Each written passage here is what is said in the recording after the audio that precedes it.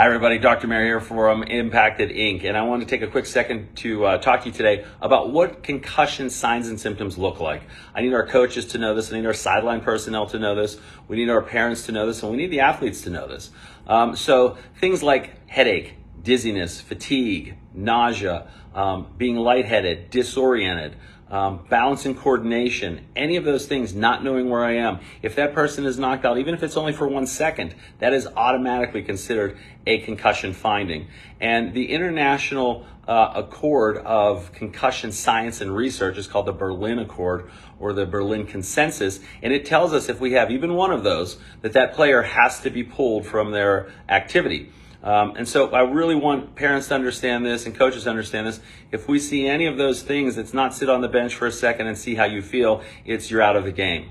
And so what's next then from there? Well, follow-up is next. And follow-up hopefully is with somebody who's trained and understands and does concussion management, concussion work.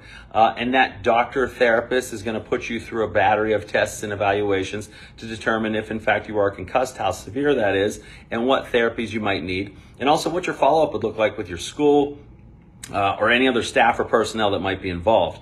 Parents, you are a key component in this process because you are typically the person communicating this information, but well-trained doctors, well-trained therapists have the ability to make sure that information is getting where it needs to go. Our biggest piece is reminding players that even though symptoms are gone, because symptoms tend to go away in 7 to 10 days, sometimes out to 2 weeks, but typically that 7 to 10 day time frame, symptoms are reducing, but that does not mean you are functional. We have things that we have to look for, like balance and coordination issues, that are not necessarily a symptom that a patient would feel in terms of their head hurting or the light bothering them.